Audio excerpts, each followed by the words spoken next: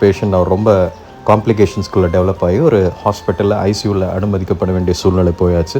அவர் ரொம்ப மனமுடைந்து பயந்து தன்னுடைய வாழ்க்கை இதோடு முடிஞ்சிருமோ, அந்த மரணம் நிகழ்ந்துரும்ன்ற பயத்தில் இருந்தார். அப்போ அவரிடத்துல போய் நாங்கள் பேசும் பொழுது அவரிடத்துல கொஞ்சம் உற்சாகப்படுத்தணும். நம்ம எந்த மனுஷனுடைய வார்த்தைகள் பேசினாலும் அந்த இடத்துல அவர்களுடைய மனசுக்கு சமாதானம் வராது.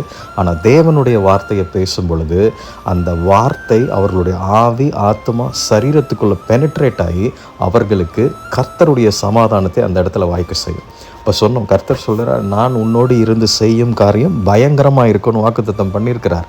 வாக்குத்தத்தம் பண்ணினவர் உண்மையுள்ளவர். அப்போ உங்களுக்கு வந்திருக்கிற இந்த வியாதி பயங்கரம்னு நினைக்காதீங்க. உங்களுக்குள் இருக்கிற இயேசுவின் வல்லமை அதைவிட பெரியது. நிச்சயமாக கர்த்தர் உங்களுக்கு பெரிய ஜெயத்தை கொடுப்பார். அவர் பெரிய காரியத்தை உங்களுக்கு செய்து முடிப்பார் என்று சொல்லும்போதே அவருக்குள்ள ஒரு உற்சாகம். அதுதான் அந்த வசனத்தின் வல்லமை. சத்தியத்தை அறிவீர்கள், சத்தியம் உங்களை நிச்சயமாக விடுதலையாக்கும்.